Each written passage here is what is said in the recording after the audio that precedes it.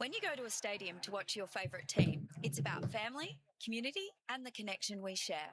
This is what stadium real estate is about too. Hi, I'm Rachel Laurie, and we believe every client deserves a front row seat on their real estate journey. At Stadium Real Estate, our people are the main event, and we're 100% committed to helping you get a winning result. Family, community, connection. That's Stadium Real Estate. So get in touch with us today, stadiumrealestate.com. And welcome to the Straight Bat Christmas / pre-test edition. It's proudly sponsored by the Kookaburra Stadium Real Estate and Platinum Print Group. I welcome my partners in crime. The Guru is back for another week. Peter Argent, how you going? Yeah, exceedingly well, thank you. Didn't recognise you with the suit on, but A little overdressed. yeah, that's right. And Shane, how are you tonight? Very good, Raj. Thank you. Good to have you back in the chair. And we're going to do a little bit of a pre-Christmas wrap, I guess, run through the weekend's results and then a bit of a mid-table summary and see where the teams are sitting. So we kick it off with the A1 and an interesting game at Grange Oval where Paraka won on the first innings, but then Grange fought back and won outright. So Mitchell Thomas 6 for 33 and Kershaw 38 not out in the chase. But how did you see this game, Peter? It was an interesting one. Yeah, actually, Grange got up. Sorry, yeah. Yeah, they were chasing only 100 and were 5 for 30. Yep. A lot of trouble. And it got a bit exciting early on day two. Mitch Thomas bowled a treat. Outstanding spell. And then as soon as the game was done, first innings-wise, they decided to declare and made a real game of it. Toby Kershaw batted very well in the second innings, and it was a very important win by Grange, who needed a bit of stability at this time of the year. Yeah. Keeps him in the hunt. Yep, absolutely. Big win for PAC. You'd probably see this one as an upset, Shane, because you were on Ranella to do pretty well this year, but they got well and truly spanked by PAC by 112 runs. Yeah, Clayfield with 4 for 29, but Sadiq ran out of partners for Ranella with 110 not out, so no one could go with him. He batted very well. He's a quality bat. There's no doubt about that. Nick Clayfield, the kid from Penola, was wonderful, bowled very well. And Nathan, is it Nathan? No, it's Wayne Daniel, isn't it? The other quick. Yep. He took 3 wickets in this match. What do you think, Shane? A bit surprised with Ranella going down by that much? Yeah, I guess still making 210, you think you're still a chance. But, yeah, Prince Alfred, first time with the big runs this year, so good win by them.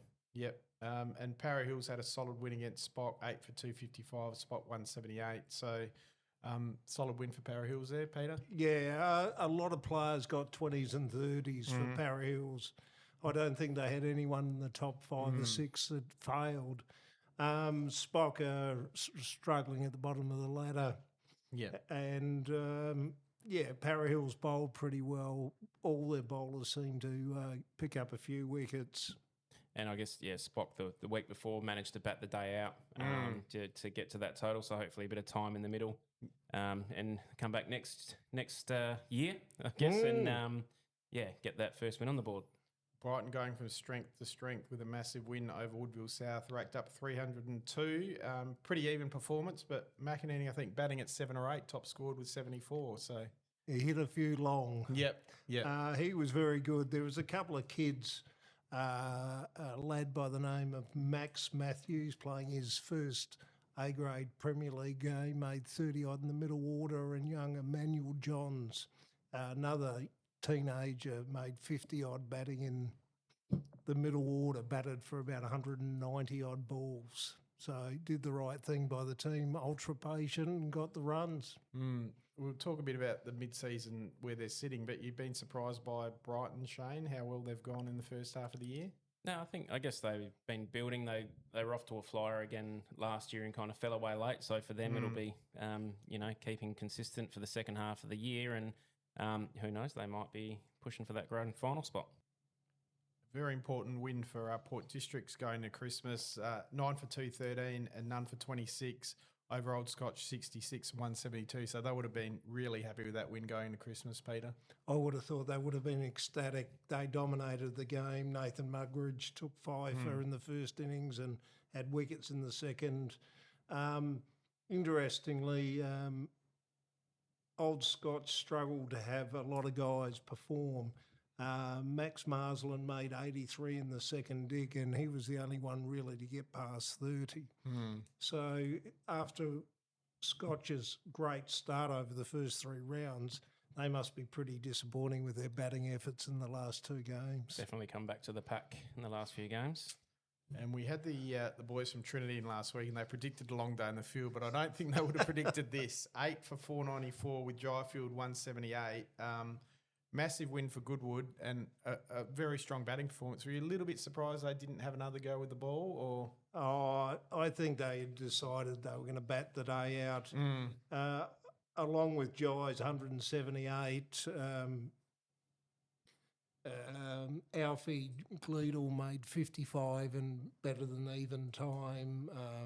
Robert Rowe made 59 not out, and our friend from last week, Jared Furnell, 37 overs, 4 for 151. Yeah, he was saying he was short of runs, so I don't know if that's going to help him, but yeah. 37 overs. I bowled 4 overs yesterday and I can hardly move, so I don't know how I'd feel after 37. Yeah, so massive win for Goodwood, and they're really hitting some top form going into the second half of the season. We'll just take a quick look at the ladder. So we've got Brighton, Goodwood, Old Scotch and Para Hills in the top 4, and just outside Woodville, Port Districts, Grange, PAOC, then down to Ranella, Trinity, Paraka and Spock. So how do you see things placed at the halfway point? Yeah, there's a bit of a logjam after the top 4 from 6 to 10. Each team's won 2 games. Woodville South are just outside the 4 with 3 wins and a loss, while Paraka would be a little worried at the moment. I would have thought they need to find some form. Yeah. Naturally, at this stage, St Peters look like the obvious team that needs to get a roll on if they don't want to drift back down to A2. Yep.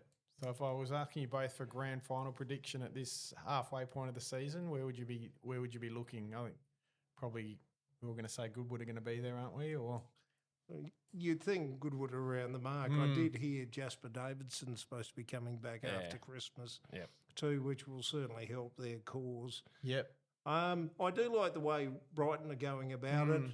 They went into this game without Matt McInerney and Matt Wamsley Pace, Brad Kerslow, and there was a 4th player as well. Okay.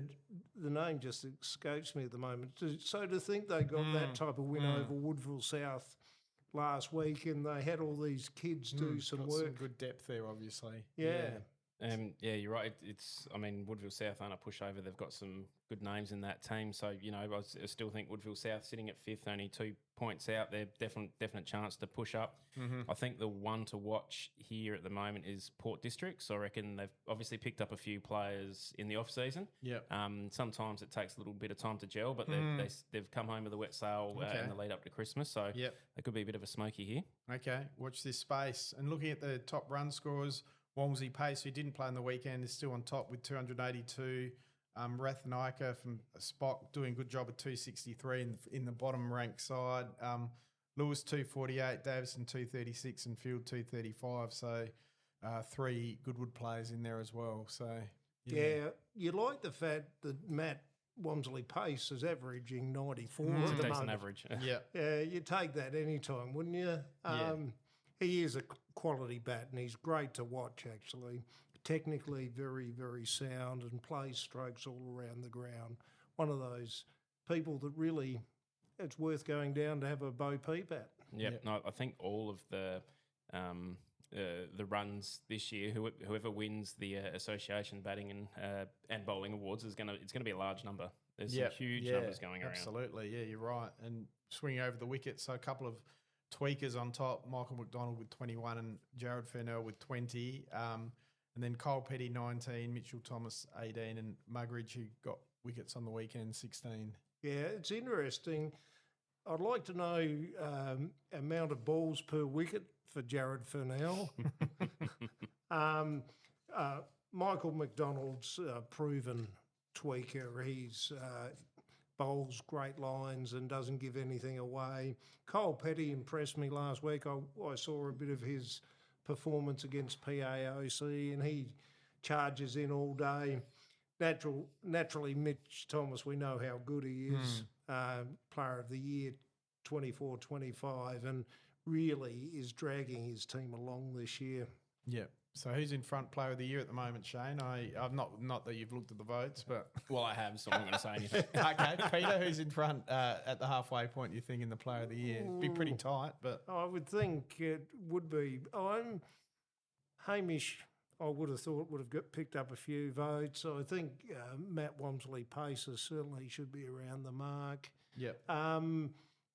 Interesting, Oliver Davidson might be another one that's does a bit with both bat and ball, and he's made 100 already, and he hits the ball into next year. So he's another one I would have thought that was pretty tidy as well.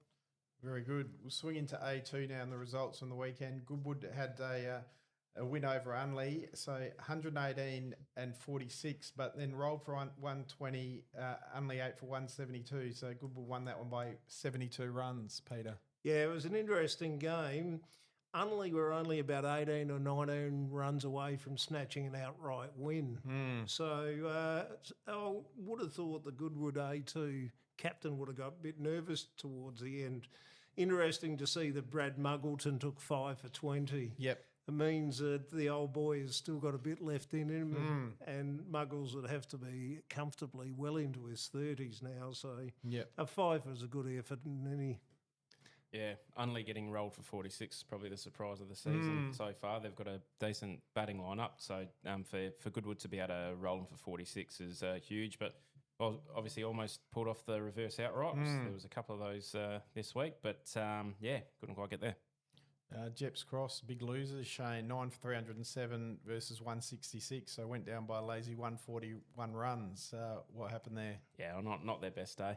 Not their best day. I think they were 3 for 140 at one stage, and then packed it in a bit. But I think after Christmas, obviously we'll go through the ladder, but they've set a decent foundation. They've got a few players to come back after Christmas and be at full availability, so they'll be around the mark. I think Jeps Cross are a quality side generally. They bowled inconsistently on day one, and that really hurt them. And the figures show Ingle Farm getting to 300 for the day. And it was, obviously we went through it last week, but Ingle Farm, it's those tail end runs. Vishnu, I think, smacked a 90 odd off hardly any balls. So ultimately, that's the game. If you can't get the tail enders out, and you can get them off the leash. But Ingle Farm, quality side, they're always well managed and got a few decent players in that team. So obviously, Ingle Farm, another one that'll be on the charge after Christmas. Very good. Marion, 178 run winners over Flinders Park, but fell just short of an outright. So, it's so close but so far, but still a good win, Peter. Oh, an outstanding win. They've got a very good bowling attack that doesn't give away runs easily. Yep. Chris Quinsley bowled exceptionally well. Took 5 for in the first innings and another 3 in the second innings. They've got a very, very good bowling attack, and I think that's their strength. And they're making enough runs as well. Flinders Park really, other than Fuller, struggled. Fuller made 35 out of the 86 in the first innings and another 78 in the second innings. He needs a bit of support there, I would think. Mind you, there was a lad by the name of Oscar Forster. I've got to mention this. He took 36 balls to get off his globe. Okay. Love it. Should be more of it. That's right. Yeah, maybe the English can take a leaf out of his book on the weekend, but I don't see it happening. Walkerville, massive win over Golden Grove, 7 for 411 versus Golden Grove 180. I think Pirelli and Blackmore, both quality players, both made tons. So Walkerville making a bit of a statement there. Oh, I think they were a quality side.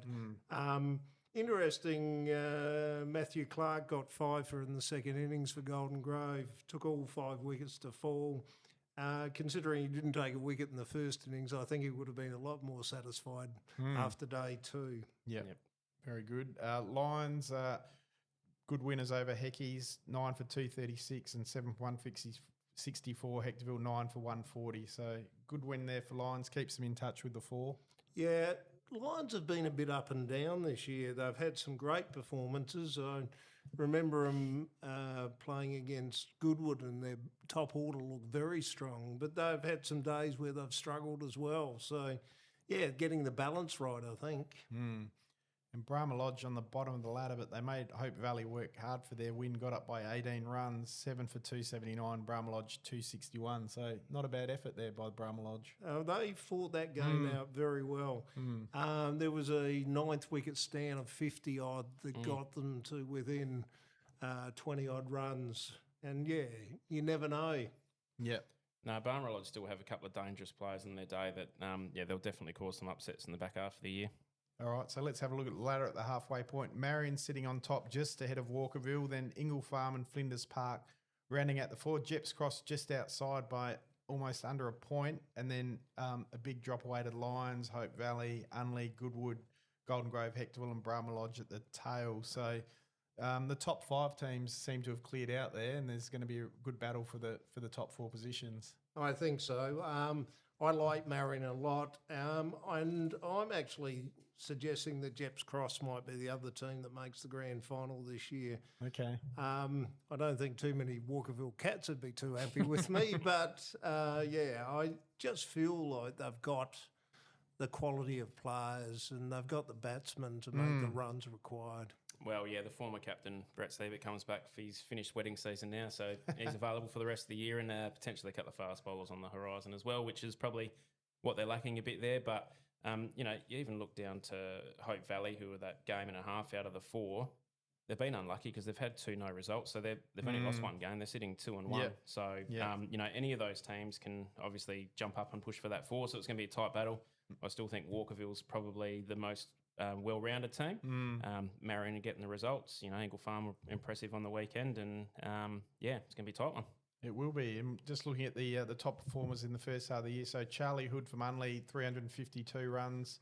Ezra Fuller, 344, and then a couple of Jeps Cross guys. You mentioned they're batting strong. Saha, 314, and Ali Zeb, 239, and Zach Norris, 235 from Walkerville. So, yeah, it's, some strong first half of the years there, Peter. 350 runs. I'd be happy in that most seasons, let me tell you. 10 years to get that. Sarah's averaging 104.67 is pretty handy. He's the one that produced the double century. Yep.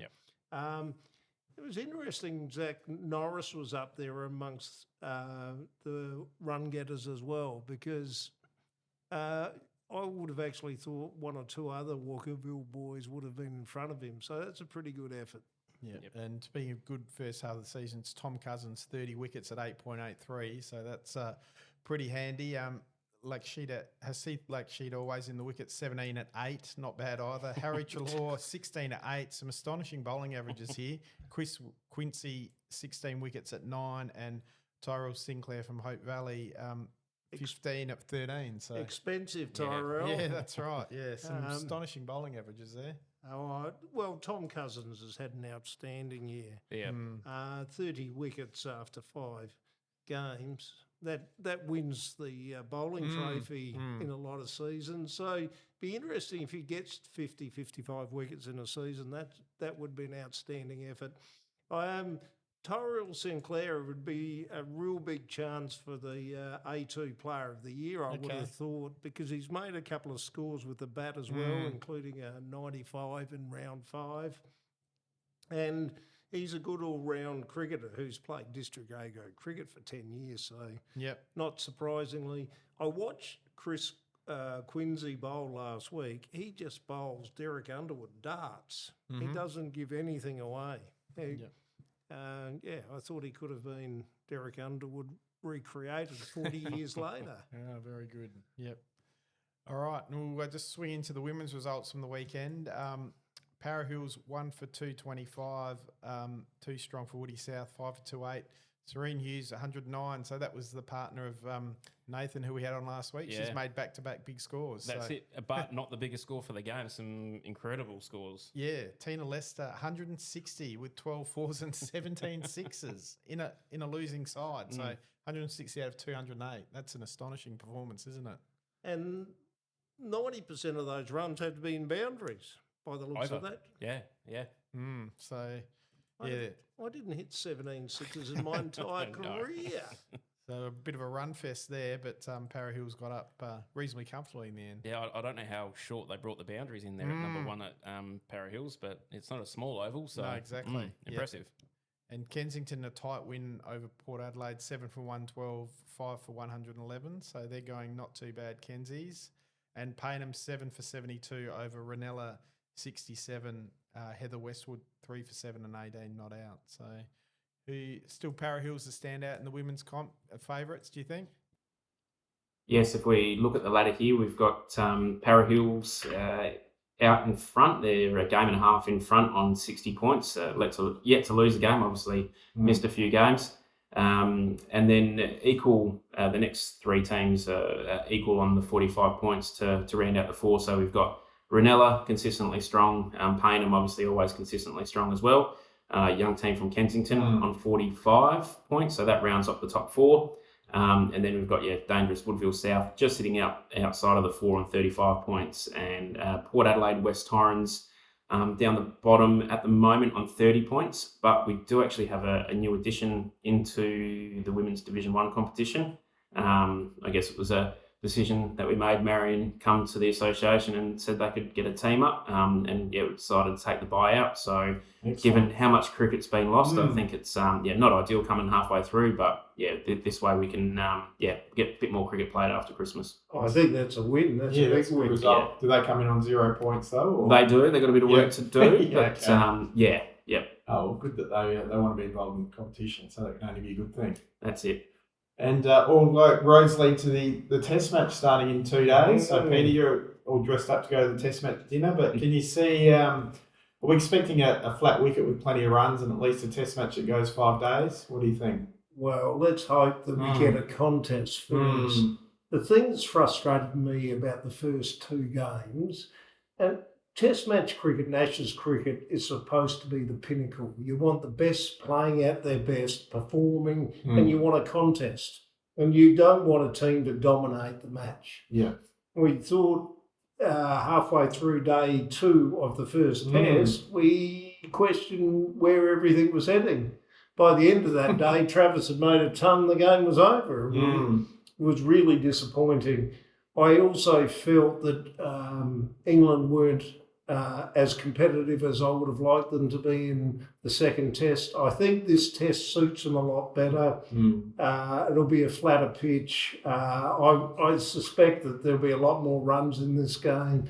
I suspect that they will play Nathan Lyon, and obviously the captain will come back. Yeah. I would suggest that the unlucky player might be Josh Inglis is going to miss out, do you think? I reckon Josh is one, but I reckon Michael Neser might be the other. Really very unlucky. Yeah. That'll be much wrong, did he? No. Yeah. But I can't see them not playing Scott Boland because he's a proven performer on Australian wickets, and I think he surprised me because I thought he would have performed better in England, but I think he's actually a better bowler here in Australia. Yeah, no, that's fair point. And England have done their preparation up in Noosa, Shane. They should be ready to go, not over prepared this time. They've taken a bit more lax approach, so they'll be nice and relaxed, ready to go. I don't know. You're not allowed to ask them any questions. The security guard asks you away, so who knows how that's gonna either make them look like a genius or not so flash. They could have called it a training camp or something rather than a 5-day holiday up in Noosa. So, it will be interesting to see how they bounce back, or if they can bounce back. They're just got to be able to change the way they play. You've got to adapt to the conditions. Like, you can't ball it the whole time. You know, sometimes your tail has to put up a bit of a fight, and sometimes that fight might just be seeing out 10 overs. Yeah. You know? So, it'll be interesting. Hopefully we get a bit of value for money for the memberships, and we're there on day 5.